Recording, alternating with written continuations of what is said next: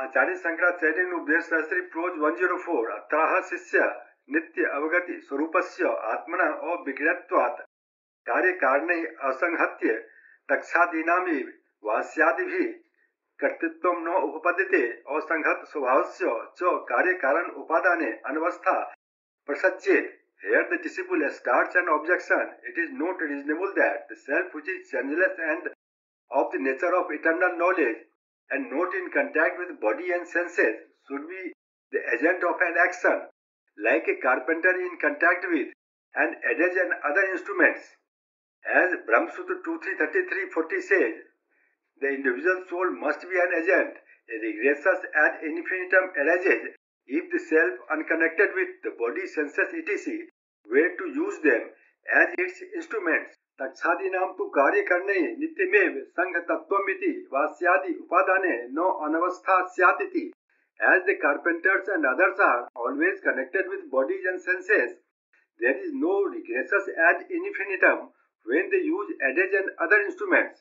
Prose 105 ये तु असंगत स्वभावस्य कर्णानु उपादाने कर्तृत्वं न उपपद्यत इति कर्णम उपादेयं तद उपादानम अपि विक्रियेति तत् कर्तृत्वे कर्णान्तरम उपादेयं तद उपादाने अपि अन्यत इति प्रमातु स्वातंत्र्य अनवस्था अपरिहार्या स्यात् इति.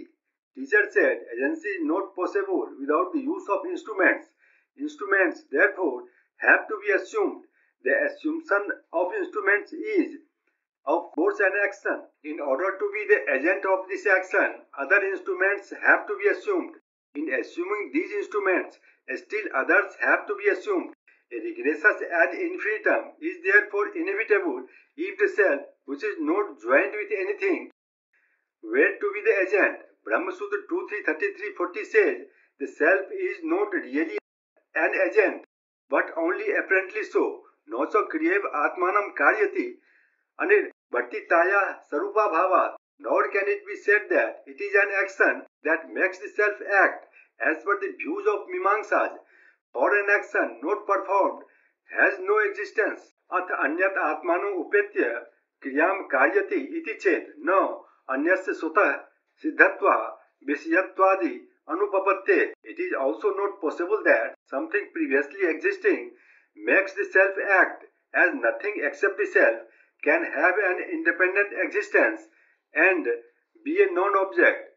No hi atmana anyat achetanam vastu swapramanikam dishtam. For things other than the self must be non-conscious and therefore are not seen to be self-existent. Sabdadi sarvamev avgati phalavasana pratyaya pramitam siddham syat. Everything including sound, touch, sight, taste, smell, etc. come to exist when they are proved by mental functions resulting in the reflection of self in them. Avgatis chet atmano anyasya syat so api atmaiv asangata swartha syat no parartha. One apparently different from the self and possessed of consciousness must be no other than the self, that is free from combination with other things and existing for itself only. No so chet dehendriya visyanam swarthatam avgantum saknuma avgati avstan pratyaya vyaksh siddhi darshanat. Nor can we admit that the body, senses and their objects exist for themselves in as much as they are seen to depend for their existence on mental modifications resulting in the reflection of self in them.